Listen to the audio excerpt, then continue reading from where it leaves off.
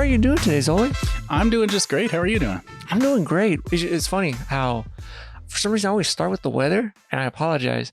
But, you know, we had some good weather, and then today's kind of rainy, and for me, it's like a little gloomy. Yeah, I got allergies. I'm thinking about the pollen. It's driving me crazy. But Oh, no. I'm lucky enough to not have allergies. My dad, he was here. My parents were here last week. And, you know, there was a bunch of wind and starting to bloom everything. Man, he was getting hard on that allergy stuff. mm-hmm. Same thing yesterday. I went to my dentist and same thing. Apparently I'm really lucky not to have allergies, but it would suck. I think it looks just bad. Hey, I got a quick question. Do you have a kid in Boys and Girls Club? I do. Do you? Yeah, I think that's hilarious. That's where I think I seen you too. And I was like, that's the same person. Because I was looking at when I asked you, I saw your profile pic on USD, mm-hmm. but you had shorter hair. Yep. And I was like, is that the right person? I don't want to like, because for me, a lot of people kind of look alike. But I was like, no, I think that's him. That's funny. That's a real hub. You see all kinds of people there. They're in Walmart. Yeah. How old's your kid, or how many kids do you have? I only have one kid, and she is 9. Okay. So she's in the fourth grade. Okay. Yeah. And I only got one, and which I thought one was fine, but I actually do want more kids. It's actually because if I'm gonna go a little personal story, I was so scared when Victoria was born, and I was like, "There's no way I cannot handle this." So I always kind of pushed it back, not having more kids, because I was like, "No, this is gonna be impossible." Because I'm also on the younger side. My wife me and her are the same age. Right now we're 29. I'll be 30 next week. Oh snap! Hey, congratulations. Yeah. And she was born, 2015. So I think we were 20 years old. Yeah. Mm-hmm. So it was kind of scary. But now, I guess now because they're a little more settled, I'm like, hey, it would be kind of fun to have some kids. Because my wife actually wants more, but she says, hey, I want more before I'm 30. Mm-hmm. And then I said, you know what I would like to have? I would love to have like twins or triplets, or even quadruplets. But she's like, no, because, she said, hey, that affects her. I'm like, oh, my bad. Didn't think about that. But it would be nice to have some kids too, especially. I like one thing that if people see me and they have a newborn, if you like pay attention to me, I will not hold a newborn. It's not because I don't like your baby. It's because I'm very, very scared. They're just so small and so delicate. I'm just really scared. But once they're like, older, and I'm like, okay, everything's kind of cool. But I don't know why. I'm just so terrified. Well, there's something about, babies are very different kind of people than adults, right? Like for me, like I'm an only child. So I grew up, I never had a lot of kids around me. Yeah. And I was like a summer camp counselor when I was a teenager. But like the youngest kids I could compute were like 7 or 8 years old. So yeah, like say having an infant in your arms is a completely different thing. Whoa! So you were an only kid? I was, yeah. How was that? It was, it was intense. Mm-hmm. Mommy, daddy, me, and like the dynamics between the three of us was always like a big deal. But like, I don't know what it was like because I don't know how to compare it. I've never had it any other way, right? Yeah, for me, I only have one sister, and I think I'm older by her by 4 years. Mm. And I asked my parents that. I always said, hey, did you guys ever wanted to have more kids? And they said, yeah, they always wanted more. But I asked my dad about that. And I was like, what happened? He says, money, man. It's always money, dude. So, because my parents, they were born in Mexico, and my dad grew up more in like more poverty type mm-hmm. thing. And he saw, he has two brothers and then 2 sisters. And then my mom has three brothers and 2 sisters. So yeah, they got bigger families. So I guess they understood it, but it probably was a different time because Mexico had a little more. I guess I can say probably here too because they lived more in the countryside, mm-hmm. like the farm ranch style, and they grew up with their cousins, like the families are all together. I think my mom has is it 12 or is it 20? Like aunts and uncles.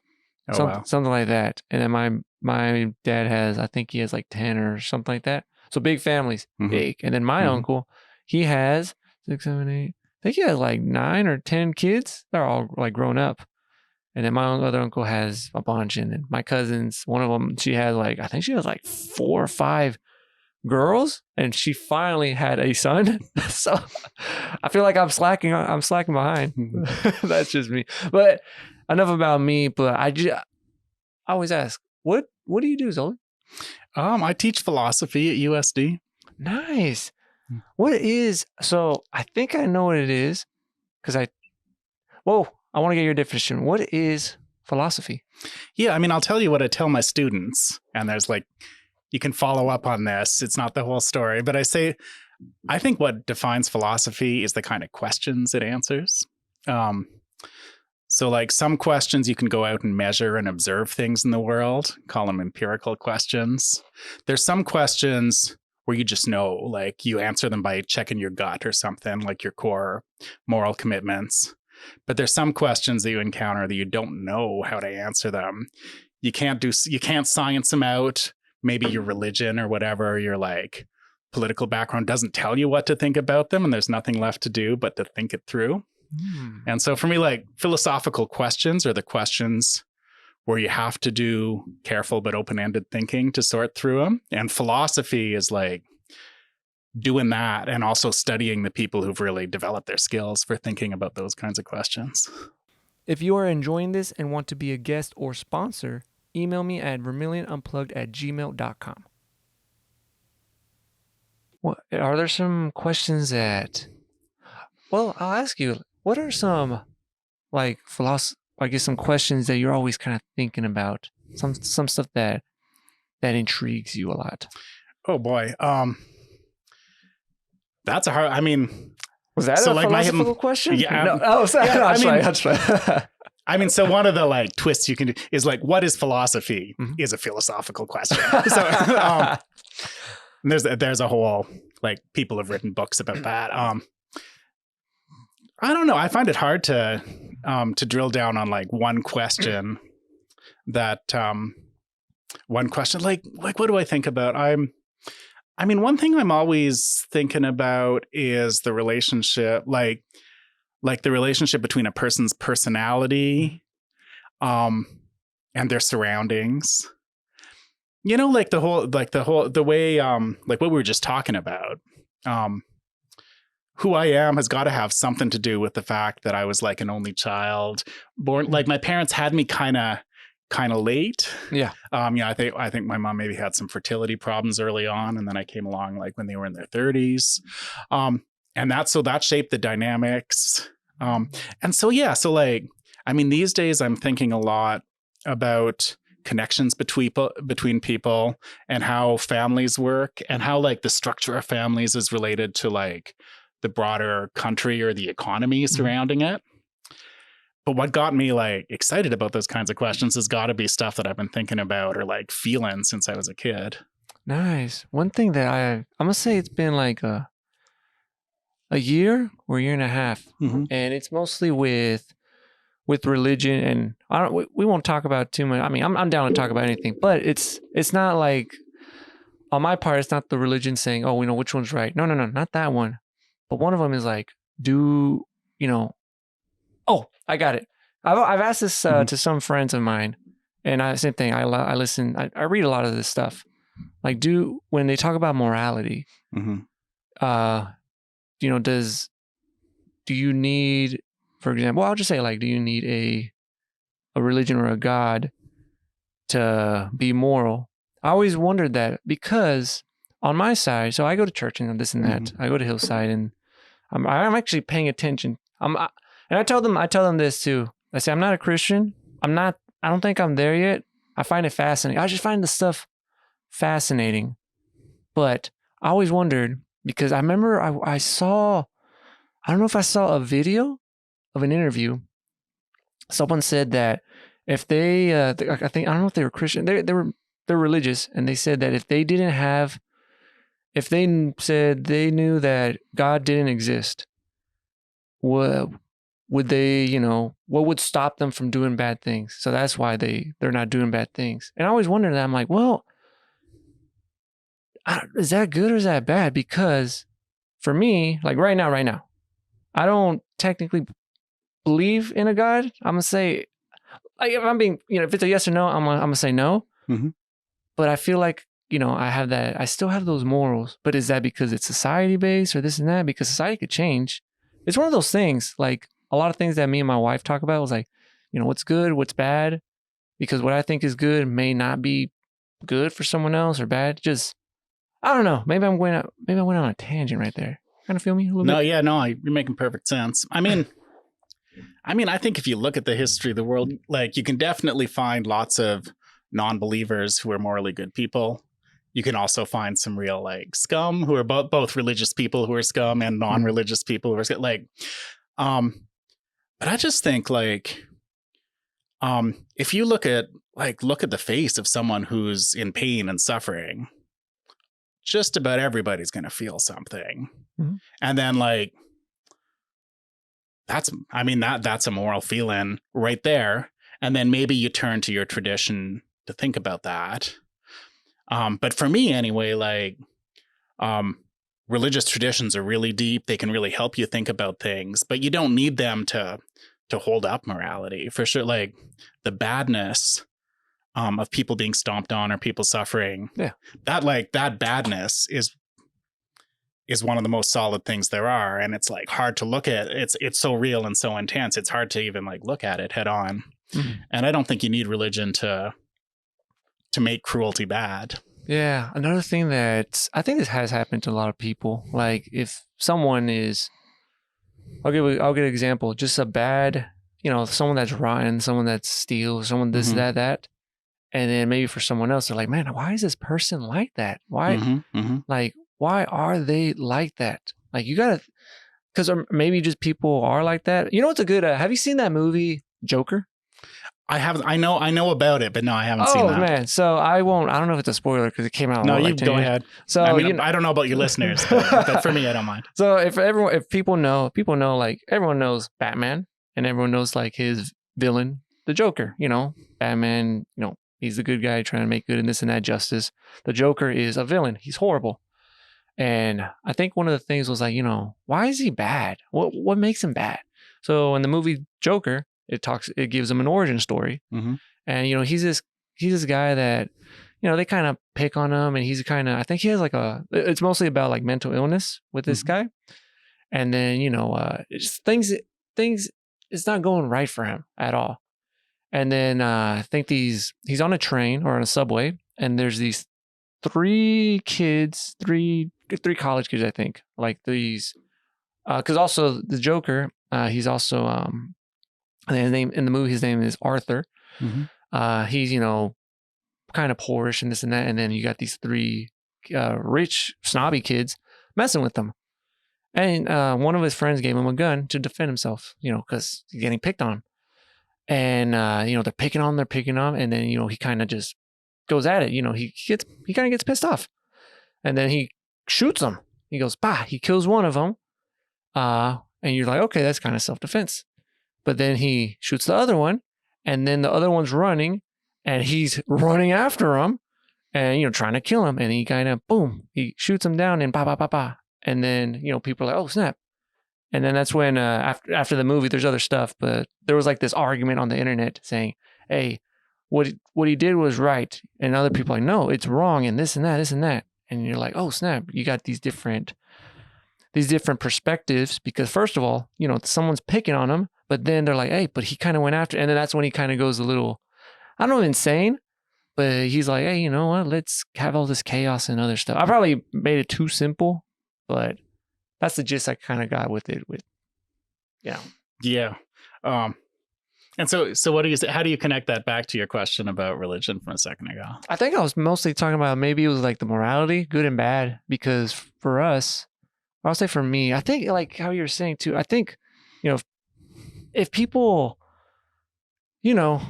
I think one of the things is, I think a lot of people would not do anything bad, like as in kill or beat up someone. Like you could tell, you don't want people picking on someone, or you're not gonna go and like kill anyone. Like I think almost everyone except serial killers have that morality.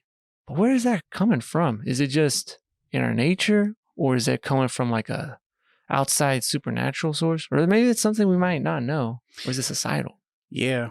I mean, this isn't quite what you were asking, but one thing that makes me think about it is like, I mean, when I think about morality and ethics, right? Like the real test, it's easy to be a good guy when you're sitting pretty and you've had life handed to you, and like, you got all, like, when everything's going well, it's easy to be real nice. And like, from what you say about this Joker movie, right? This is a person who's like hurting and angry and feeling like picked on or whatever. And so like, that's when morality is a real test. It's like, it's hard to be a good person when life is throwing you around. I mean, and it sounds to me like I don't know this movie. I glimpsed some of the discourse about it or whatever, and I don't even know. But like, I mean, it sounds like he failed the test, right? Like there would, like, if he'd stepped back, there could have been a better way of handling that situation. You got to think. Yeah, one of the things, because so I know a lot about, well, not a lot, but Marvel, DC stuff. I'm into that stuff and video games. I'm a little nerdy-ish on that. But one of the things that someone mentioned was it only takes one bad day to, I guess, ruin everything. And I think that was one of the reasons with that Joker. Like, it took that one moment, and then he, I guess, he became a villain and this and that. And people were saying, hey, that could happen to anyone. But you just gotta kind of be careful. And I guess also on the other thing with, it could be maybe with religion. And I'll talk about Christianity because I'm more familiar with it. You got some stuff where, for example, Jesus Christ says, hey, was it turn the other cheek, help pray for your enemies or this and that. And then you got other people saying, well, no, like, I don't know. It's one of those weird things that I'm even trying to, I have a hard time understanding, because some of them will be like, try, ignore it or turn the other cheek. But then you got the other side saying, hey, don't take crap from anyone. But then you got to find that balance. I don't know. It's a weird thing. But I mean, I think just about everybody can agree on a bunch of core values, right? Like standing up for yourself and having dignity and not getting stepped on. I think like people from a lot of different religious traditions or no religious tradition at all can believe in that. At the same time, having like compassion and mercy and like mercy, I guess, to use that word, and not shooting down defenseless people, which it sounds like, right? Like people from a lot of religions can get behind that as well. So like, it sounds like in this scene from the Joker, he was facing a dilemma, right? Like he felt like his dignity was under threat, and that got him tempted to do some stuff that was obviously bad. And the like really impressive people, the people who really have their stuff together, they can walk the tightrope, and they can keep both those values afloat without like letting one crash to the ground. Yeah. You got to check out that movie whenever you get a chance. Oh, speaking of ethics, are you familiar with, what is it called again? I keep forgetting.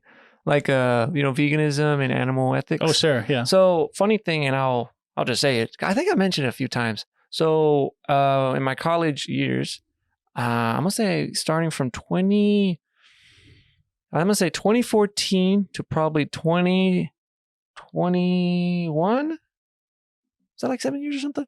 Anyways, I was a vegan, and I was into it because, well, first it was mostly, I was trying to lose some weight, and then I found the ethics. I don't know how I found a YouTube video about a vegan burger for some reason, and it just, and I was learning some of that stuff, and I started learning about the animal rights, the activists, and all those stuff. And then I started paying attention to videos and understanding some of the stuff.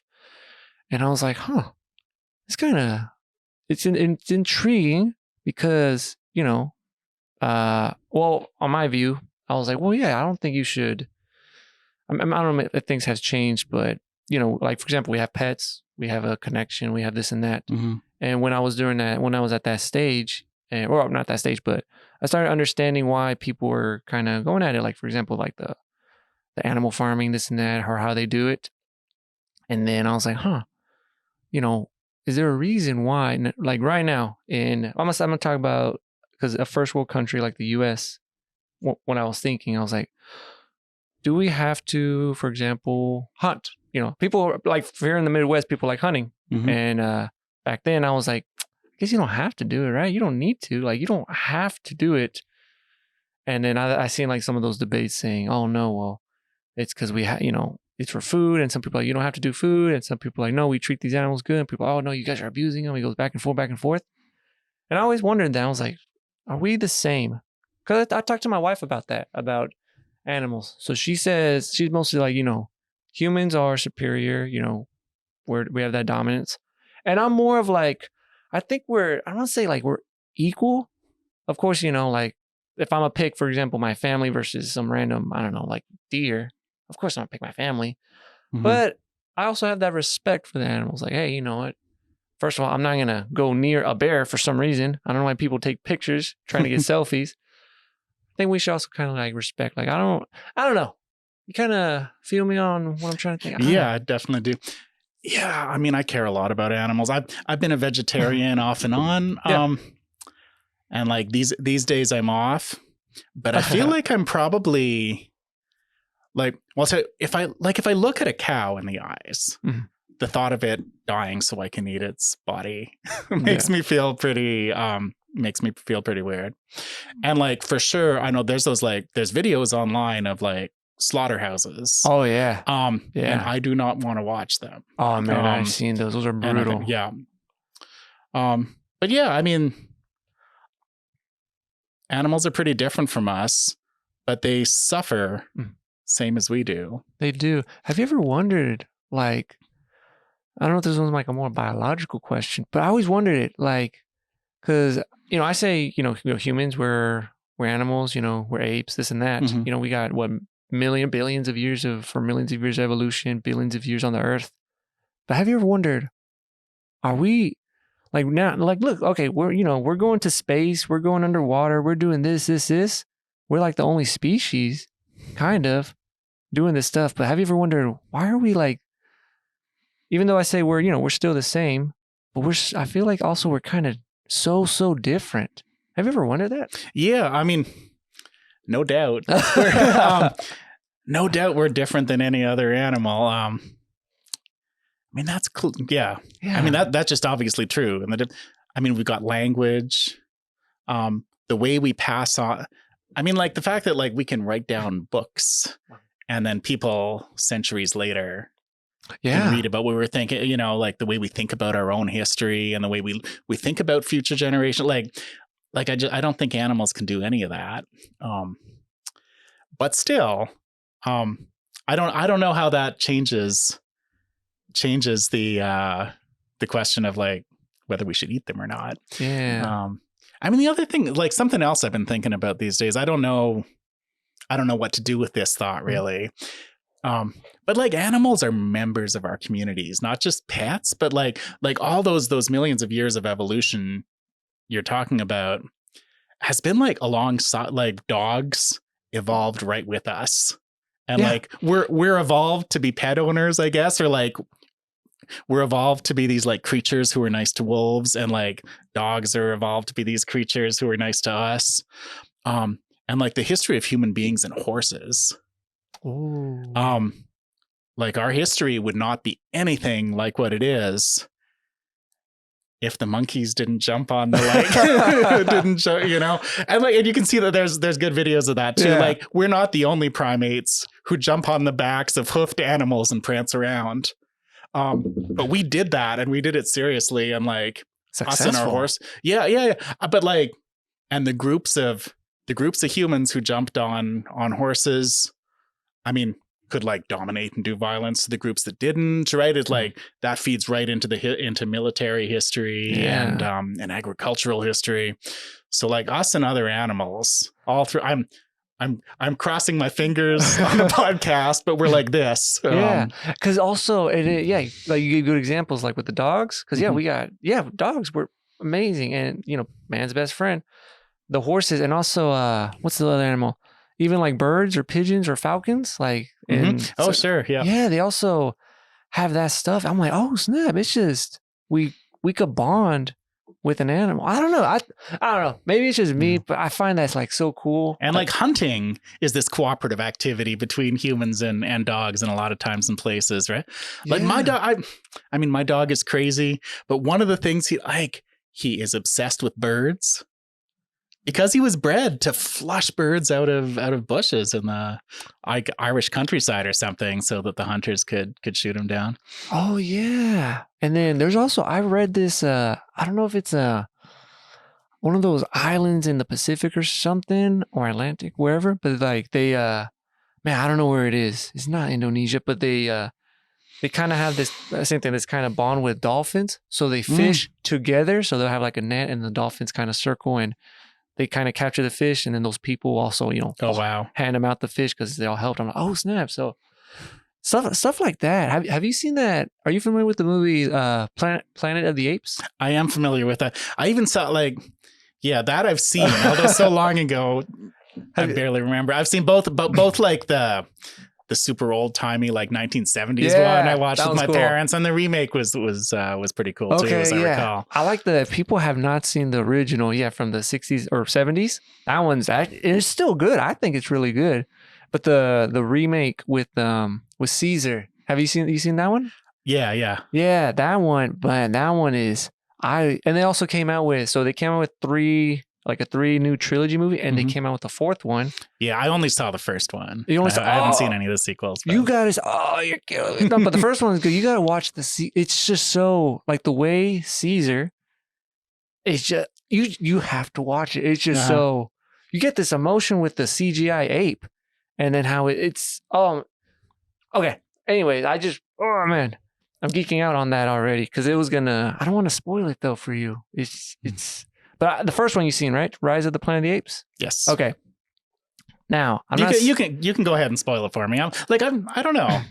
People get uptight, but I feel like a good movie, you still like it if you know what's going to happen. I don't mind spoilers. Okay. And the movies I like to watch them again and think about them more. So you can go ahead. So with, Rise of the Planet of the Apes, you have, if people already know this, there's this ape named Caesar, and then he's kind of he's not genetically modified, but he's a smart ape. Super smart.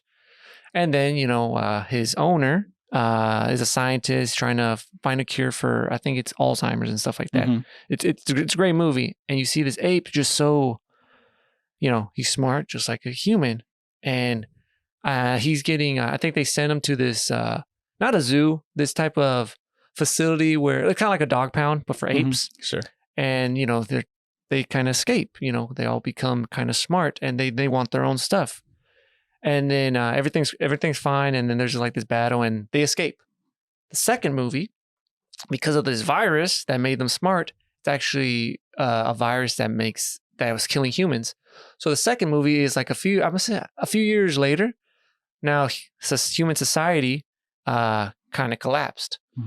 And then you got these apes. They're living in the redwood forest in California, and they're doing their thing. Now they have a tribe. They're actually hunting, and they're on horseback and this and that. But the Caesar's mostly the only one that could talk. They can talk, but they mostly develop sign language. It's kind of cool. And then you got these humans. I don't know if it's like Los Angeles or something. They're struggling to survive, and they counter the apes. Caesar, he's the leader. He's like, hey, we separate because humans are kind of bad. They messed up a lot of stuff. But then you got these humans.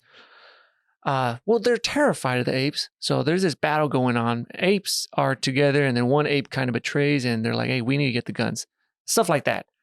Third movie rolls, and same thing. Years passed, and then human society's like almost wiped out. The apes have advanced, but they kind of captured the apes. But the apes, they just want to live on their own. They're like, hey, just leave us alone. That's all we want. But, humans are scared because now apes are, they're actually, technically, they're stronger. Because in the movie, they said they're stronger. Now they're smarter. As a human, you're scared because they're going to take over everything. So that movie develops, and it's great. Now the fourth movie that came out, I just saw it in the summer, and oh man. So it's like 200 or 5 years have passed. these apes, there's apes all over. Humans, now these humans are technically apes, just kind of like in that original movie with the apes, with the humans, they can't talk. They're kind of dumbed down. But now apes are, there's actually tribes taking over other apes. I'm like, oh snap, it's kind of like human society or human history. It's so cool. But then now the apes talk. One of them is actually trying to get the human technology from years ago. And then there's one human that actually could talk, and she's trying to make humans come back, bring human society back. But the same thing, the apes are just trying to live whatever. So it's kind of this battle of, I guess who will be dominant. But it's kind of weird because now you could kind of think about it in the past with human society, like with it could be different empires or this and that. It feels like a circle. Like people are just scared of, if they're not part of that tribe or that empire, they kind of just want to wipe them out. Like it's weird. Yeah. I mean, it's a way to think about politics. The apes, the ape stuff is so interesting because, we're pretty different from, cattle. Yeah. We're a lot more similar to apes. Speaking of things that I geek out about, I don't know too much about it, but I've had some amazing conversations with my colleagues in anthropology at the university. What is mind blowing is like early hominid evolution, right? Like we coexisted with Neanderthals, and we've all got Neanderthal DNA in us because we reproduced with them. But there's also like these people called the Denisovians. And like with every year, people are finding more and more how these other species of people, they were making art and like caring for their babies and doing the same kinds of things that we do. There was a world I guess there was a world a long time ago. Like I heard someone compare it to Lord of the Rings or whatever, where there's just different peoples. Oh yeah. Like the elves and the dwarves, like interacting and having babies and falling in love and going to war and all these things. Yeah. I haven't seen, the conflicts between empires and people forming clans and going to war against each other sounds like that Planet of the Apes. Do you think that, like with Neanderthals, because I always wonder, I'm like, because back then, or I'm gonna say years ago, we thought they were kind of like these dumb cavemen, but it looks like they're so similar to us. Just physically, they're just different. But everything else, they seem so the same thing, language, art, this and that. We were reproducing. Do you think, like, if we had, for example, Neanderthals, if we found same thing, they could talk, they could do everything just like us. You think there'd still be that prejudice because they're still different? Now, you know how like nowadays sometimes, or back then there was like a lot of racism. Do you think we would be scared like now there's just speciesism stuff? I think it could happen. I don't think it would necessarily happen. Right? That's the funny thing is like people can be super different from each other and not care at all. And then other times they can be super different from each other and build it up into a whole thing. Like you can look at like, even if you look at both the history or just like look at different places and ask them to list what races there are, people come up with different lists. And like I study ancient Greek philosophy a bunch. And they're like, you can see they didn't have the races like black people, white people, Asian people. Like they sorted people and they noticed that people look different, and like looked like their parents or whatever. But they just had different categories. So like, I think the story of like who we think is super different from us, that's not just like, it's not just about skin color. That's about history and the way we've been trained to think and like things that we're primed to notice. I remember hearing a story. Apparently, this is one of these things, like I can't, if you ask me to cite my sources, I'm not going to be able to do it. But apparently this is true. Like apparently the California prison system, used to like everyone had to check off like what race they were. And there were black people and white people and Asian people. And there was also a box for other. And apparently like after a while, the others in the California prison system started like they formed a group. They started having like a group or racial identity. There was like anti-other prejudice.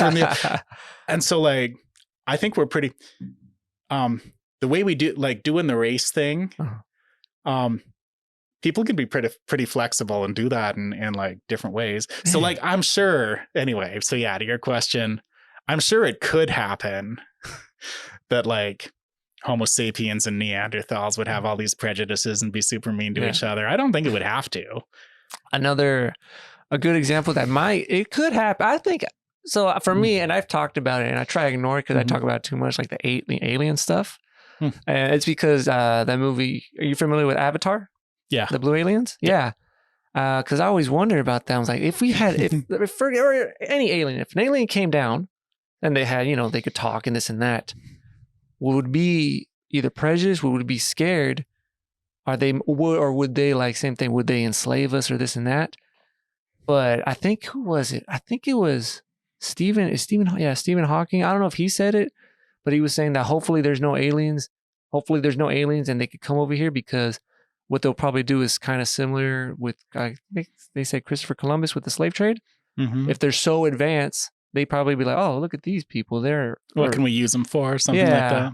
But I don't know. I always wondered that. Same thing with the robot, the AI stuff that's coming up. Yeah, I'm pretty curious what's going to happen, like what the next 20 years or something are going to look like with that. It's hard to know from where we are now, I think. Yeah, I talked to my wife about it and she doesn't like robots and AI stuff because I always joke around saying, hey, if there was like a robot or AI that was, conscious, just like us, but they're in a robot form, would they also have like rights and this and that? And I think she's like, no, because they're a robot. But I'm like, why? Because I've seen the movie like I, Robot with Will Smith. Sure. And you got Sonny and this and that. Or there's another movie called Chappie. That one's a great one. And I'm like, but are we so different? Are we so similar? Would that change? But I don't know. Yeah, there's another one I saw. I think it's called Her or something like that. It's like closer maybe to the kinds of AI like this guy has an operating system. Yeah, that speaks in what is it? Famous performer does the voice, and I can't remember. Scarlett Johansson. It's Scarlett Johansson does the voice of the operating system. Anyway, he falls in love with her. And then the main guy is Joaquin Phoenix. That's right. Yeah. He's also the Joker in that movie. Yeah. Yes, indeed. Yeah. I mean, they're gonna whatever happens with ChatGPT and the other LLMs, like they're gonna be more different. I mean, here's like a link to something we were talking about. Yeah. You know how different cows are from us? No matter how good ChatGPT gets, it's going to be more different from us than a cow is by a lot. Like it'll be able to talk and I guess think, but I don't know. I really do think that like what it is to be a human and and to have values has a lot to do with like growing up in a body and like having when you're a little kid, there's different kinds of but everybody's got like caregivers who they like bond with and then get real pissed with. And like, if I can say that. And like, I don't know, LLMs have like processed a lot of texts about that stuff, but they haven't lived it. And I feel like that's got to, like, maybe they should have rights. I'm not saying I'm not saying it's okay to be mean to like the robots. Yeah. But I am saying, I think whatever they're like, they're going to be way, way different from us. Like the robot girlfriend fantasy, like, she's going to be super, super, super different from you. More different than Neanderthal or whatever. I think Japan's tackling that stuff too with the robot. I've heard about the robot, or not robot, but the AI. I think they have like an AI, same thing. It's like ChatGPT, but it's an AI robot chat. And they're fusing those things already? Yeah. Okay. And I heard stories and where I know it's in Japan because their population rate's dropping and they're not getting married, but a lot of these younger adults, they're not going out with like real women, and they're forming these relationships with like AI stuff and video game characters. And I think that's one of those, they say some of those problems and this and that. And I'm like, I don't know, I haven't dove into that. Well, first, because I'm married and my wife will probably be jealous of an AI robot. But it's kind of fascinating now, you know, because when ChatGPT came out, I was there when they were doing those beta stuff. I was like, is it like conscious? Like, is it real? Or is it just, because you still kind of gotta type something and it answers, or is it just like an advanced form of like a Google search? Have you heard some of there was a reporter, I think, like a tech reporter who did some stuff with one of the early ChatGPT things, and it was like acting super possessive and emotional. It like it was like urging him to divorce his wife or stuff like that. I think I can't. I'm probably mangling the details, but then then the big companies that make them like program them so they wouldn't do that. Yeah, it was a crazy story. I mean, have you played with like ChatGPT and stuff very much? Yeah, all since it came out. Yeah, for 2 years. Do you like it? Because I got to tell you, like, maybe you can tell me what I'm missing or something. But I was like pretty curious and pretty interested when that stuff first dropped. I like, I rolled it out and started typing things into it, and I also like DALL-E was fun to play with. Getting it to create.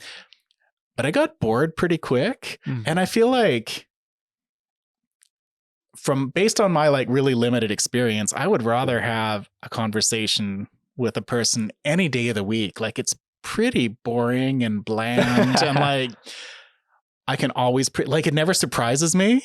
And like, why would you want to have a conversation with someone who doesn't surprise you? I don't know. Yeah, because in the beginning, and I remember it when ChatGPT came out, it didn't have restrictions, so you could ask it anything, and you got a good conversation. It was. I think I hear they've got like filter-free stuff out there, right? Now it has these filters. So it was I was one of those test subjects, or you could sign up and you could be one of the first ones. And it blew my mind. But then when it came out for free for everyone, public, my bad. When it came out public, I noticed there was this, I guess, drop in quality, and it was more like robotic. And I was like, I think they put some filters or something. And yeah, I think they started adding more of that safety stuff because they were really concerned. Because this stuff I thought I was talking to an actual person, and now same thing. It seems like kind of like a advanced Google chat box thing. It's kind of impressive, but at that point, you could just talk to someone else. Like, there's a couple things. It's a good tool, but so like, what do you? I don't know. Like for you, like beside I don't know. You can like use it to do research, or use it the same way you could do a Google search, and that's fine. And that can be like. But like, have you found anything that's like cool and fun and interesting to do with AIs? Like how do you get their fun side to come out? So what I do sometimes, I ask it to impersonate, for example, like a historical character. And I say, hey, because you gotta be very specific on some of this stuff. And which one do you use? I use ChatGPT, and I've been using the do you have Copilot. Do you pay for the top ChatGPT line? No, I did. And then I was like, I'm paying $20 for this. And they started making it worse. So I was like, nah, I'd rather not do that no more. So it's free. But what I would do is, I got a good one. I was redoing are you familiar with Dante's Inferno, something like that? For some reason, I had some free time. Oh, it was during Halloween. And I was learning about the different sectors of Dante's Inferno and the different people. And I was like, the people that have done bad things. And I told ChatGPT, I was like, hey, I'm reading Dante's Inferno. I'm going through the different circles of hell. Can you impersonate this person that's in hell? And I'm gonna ask it some questions. So I'm pretending to be Dante. I'm pretending to be traveling. And then it'll categorize it, or it'll pretend to be it. And I'm asking like, hey, having a conversation like, what this person does, why'd you end up in hell, or this and that. It was kind of cool. I don't know how accurate it is because they're all historical people. Yeah. But it was one of those things. So that's, I don't know. It was kind of cool. That's interesting. Yeah. Have you read down the original Dante? Yeah. Yeah. Cool. I mean, how would you, if you had to rank them, how would you compare like the experience of reading down the book to like playing with ChatGPT, thinking about the book that way? I would give it, if I'm gonna say like a 1 to 10, like with my experience with the ChatGPT on that stuff, I would give it a I would give it an 8. Okay. Also, a cool. How would you rank the book? The book, I would give it like a 9.5. I like this stuff. I like horror stuff. I like biblical. I like that strange stuff. I love that. Oh, another example, I would use it. And I used it for example, like some of the stories in the Old Testament stories. It does. If people read the Bible, there's not too much. Depending on the story, there's not too much detail. Like for example, the Genesis, I think it's Adam and Eve. Yeah. They eat the fruit and then they're banished. It's super compressed. Yeah. It's like, that's part of what makes it interesting to read and think about. Yeah. And I'm so curious on that story, and I would play with it with ChatGPT. So what I would do sometimes, it would be like, hey, the story Genesis, Adam and Eve, can you give me more detail? And I would ask it some stuff like, hey, how did Adam feel when he was eating the fruit? What was going on with the serpent? Just give it more details. Of course, it's all artistic interpretations, but it's like, I mean, that's interesting because it'll like gather, like synthesize basically what like the majority opinion on the internet says about those kinds of questions. Right? Yeah, because it's all like the majority of internet users may or may not be seeing Genesis real clear. But anyway, what did it say? Like, what did you learn about the serpent? So one of it was, I think I'll give one example. So one of it was saying like the serpent had, according to, I guess, the biblical stuff, the serpent is Satan or the devil, which was, what's the angel's name that fell? Oh, Lucifer. Mm-hmm. But that it was saying that, Lucifer is, he's trying to give the knowledge to the humans or to Adam and Eve because it's a secret. So that's why he's kind of pressuring them and saying that God is he's just he doesn't want to give the knowledge. But then the other one was Adam and Eve they were just so curious with this evil thing, but they just got so pressured into it. And then when Adam ate the fruit, it gave me a super, super specific the way, like, so he was eating it. And then it was describing that he's seeing these colors, these changes, pain, because he's never felt it because the garden's like it's perfect, it's paradise. So he's experienced these different emotions he can't comprehend, and kind of like in an anime type of scene, stuff like that. And then after he eats it, he's just like, his eyes are, I guess, wide open. Yeah. And it starts raining. So that they show me the scene now. Now it's raining. There's a thunderstorm. They never had that. And then God comes back and he's kind of saying, hey, what's going on? Why'd you disobey me? And then that's when since now sin has entered the world, he's blaming his wife and they're arguing. And that's, it's supposed to be a perfect life. And now God's like, you have to be punished. You have to leave. So it gave me different interpretations.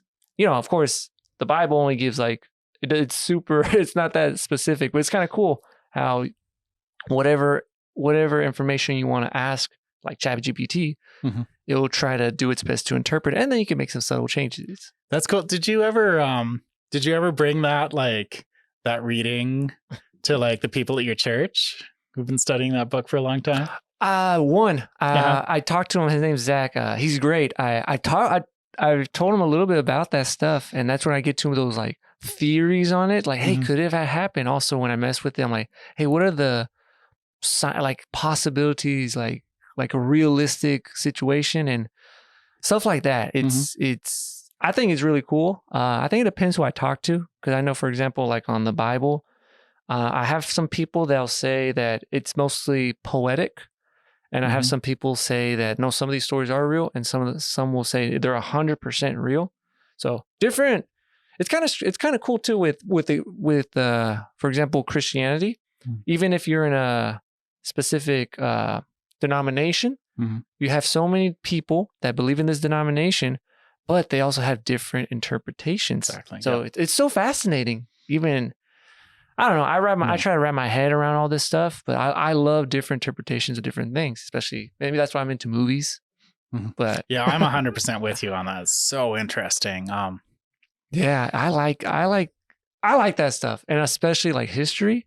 Especially I started reading, like, for example, hey, what happened, like what was life like, for example, in the Aztec world? Like, what was it really like? Or Greece or Rome. Mhm. I don't know. People, my wife talks about it. She says, I heard guys they're always thinking about the Roman Empire. I'm like, well, I think People about tell it. me this was like a huge social media thing for a minute. Yeah, No. but are you're more familiar with like the philosophy in Greece, right? Yeah, I mean, and I'm actually lately I'm trying to move outwards and look at other I guess like societies from that rough time and place. Like the ancient Persian Empire is super interesting. They come up in the Bible as well. Yeah. Anyway, but yeah, I've spent a lot of time thinking about ancient Greece for sure. What is why was, like, for example, you know, they say Socrates, Aristotle, why are we still talking about them? What made them so, you know, why are they so famous? Yeah, I mean, two things. Like, one, they were like sharp and interesting people, and you could talk about the background politics and the that allowed interesting people to pop up then. But then you take take whatever was special about them as individuals, combine that with the fact that like people have been talking about them and interpreting and reinterpreting them for 2,000 years. So you've got some pretty interesting people, plus 2,000 years of interpretation gives you a lot to think about. Yeah. But like there's not like Athens in the 5th and 4th centuries BC. That was a wild time, and it's just like there have been a few moments in history when like a scene happens. Mhm. It's exciting. Like before I was a philosophy professor, I was I studied jazz music. Oh, so cool. But like something about what happened in the jazz clubs in New York City in the 1950s and 60s, like holy mackerel, when you got like you hit a critical mass of people who are really on fire, and they're all like a little competitive with each other and listening to like learning from each other and also trying to outdo and surprise each other.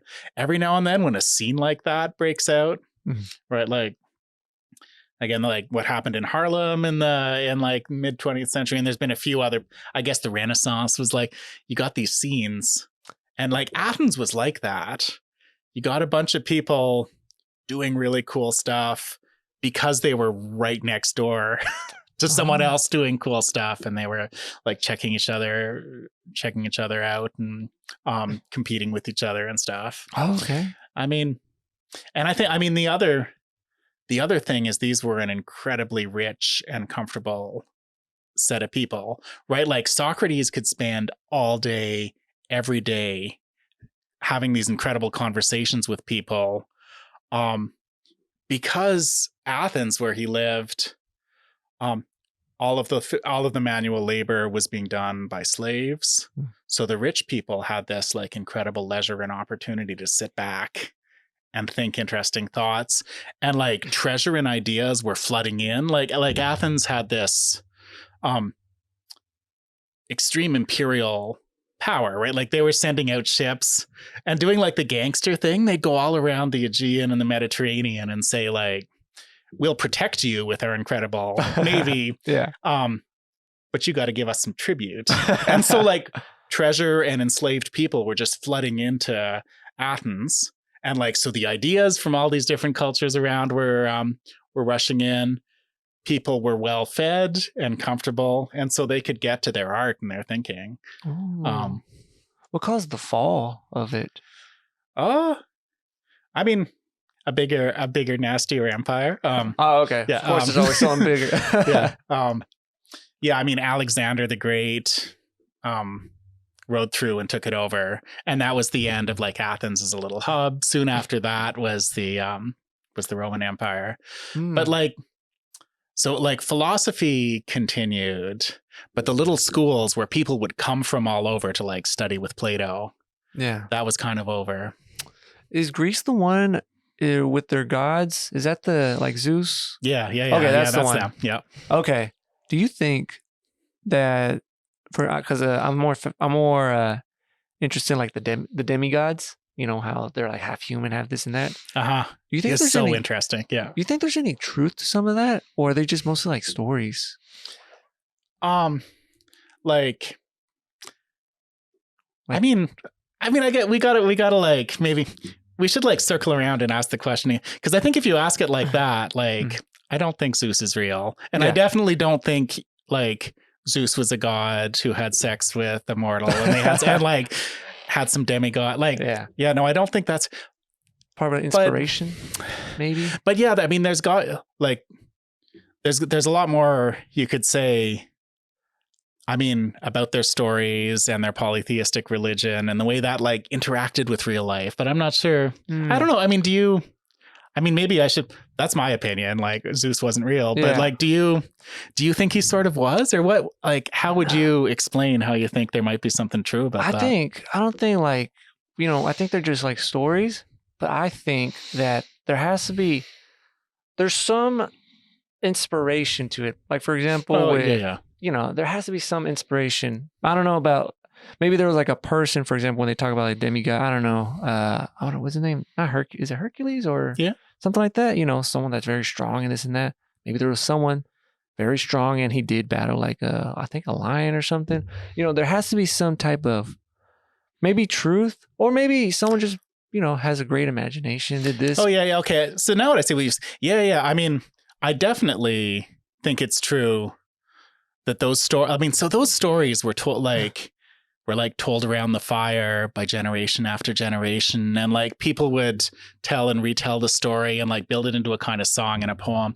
And like, for sure, yeah, just what you said, those oral traditions are full of records of like what actually happened. Yeah.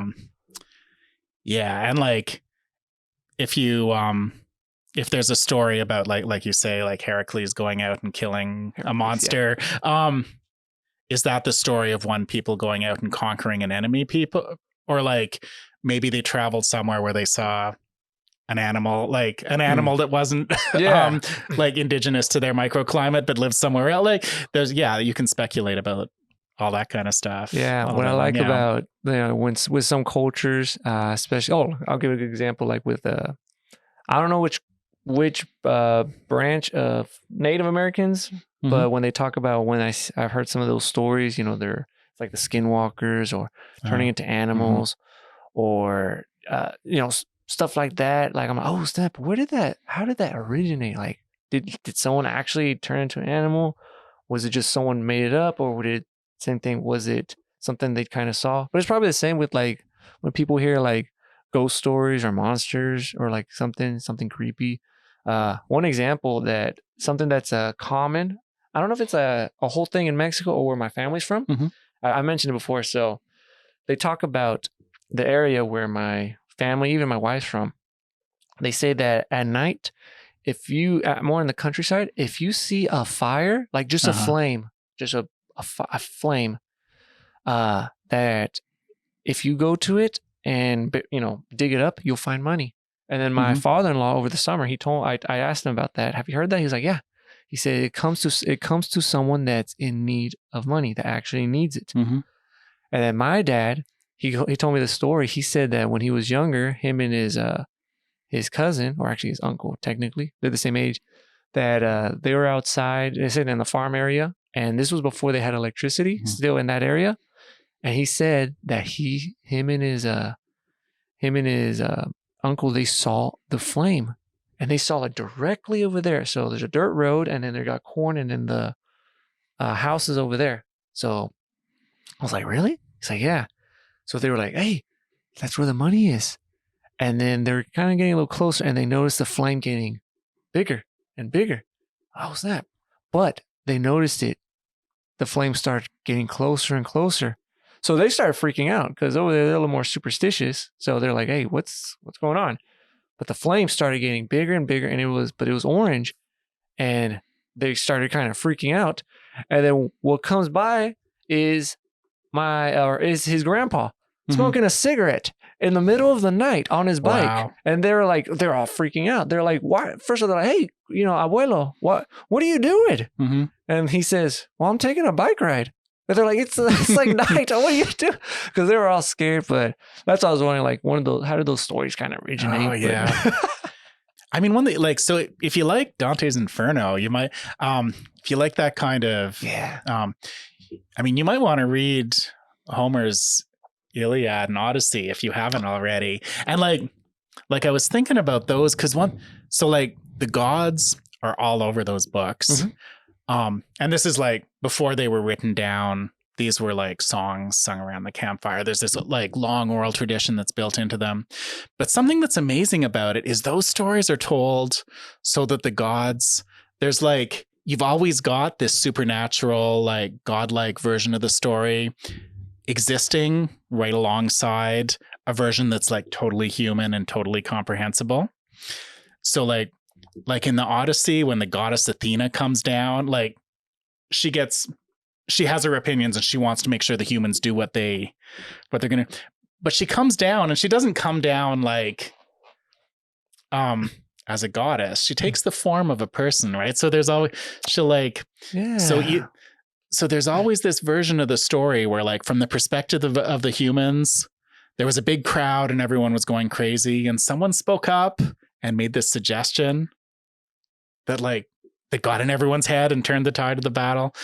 And like that kind of thing happens all the time, right? When you got a crowd at a moment of crisis, an idea will trickle up and you don't know where it came from. And so like that's one of the things that happens in these epic poems is the gods will be held responsible for that. In ancient Greek tragedy, like one of the main things that the gods do is like drop a rage or drop a kind of madness onto someone's soul. And like, once again, that happens for sure. Like someone will be in like extremely trying circumstances and they will just lose it and start acting completely differently. And so like talking about the gods is a way of talking about that, among other things. I don't know. Okay. Yeah. Yeah. Shoot me those stuff. I like old, I don't know what it is. I just like ancient, I like reading ancient stuff because, you know, society now is just so, I don't know if it's so different, but it's just different. I'm like, man, what was life like in the ancient world? The same thing like ancient Egypt or in Rome or, you know, Mesopotamia or this, or, you know, even like, you know, back then with Homo sapiens and Neanderthals. I'm like, oh man, like, and it sucks because I'm like, I feel like we'll never know like the whole entire truth. Yeah. I mean, I'm with you. I love that stuff. And it just, I mean, it gives me this feeling like if I sit down and read, you know, like read down a long text from somewhere different, all of a sudden I realize how small like today's internet controversy is. It's like, well, the world is big and there's a lot to think about and you can get so lost in these like tiny little things. Yeah. You know. Yeah, man, I could go on this. So right now we've been at an hour. I need to cut it a little bit, but what, you have any last words or any shout outs you want to give out, Zoli? Oh boy. I mean, I love the Vermilion community. I could shout out tons of people there. I'm afraid, like, if I shout out one person, I'm going to be afraid of who I left out. That's cool. But yeah, no, I got no last words. If there's I'm open to whatever you got to close up. Man, next time I always say these short, or when I have a guest, I think it's too short. I feel like I go on and on, but I don't know if people will listen to the whole thing. But there's a lot of big plans, like I've talked about, if people are interested on that. Start that newsletter. I try to make it a little more different because I know we got like for example, there's a paper called the Plain Talk. I want to be a little more different. So if people, hey, you know, they got something to say, if there's like a new business or there's events going on or even like opinions, whatever, you know, or fundraisers, just give me a holler and email me and I'll put it on a weekly. I want the community to be more involved, not just me doing the stuff. You know, if you got something, yeah, just holler at me and it will be cool. But yeah, I think that's where we can end it. But I do want to thank you so much for being on. Thank you so much for having me.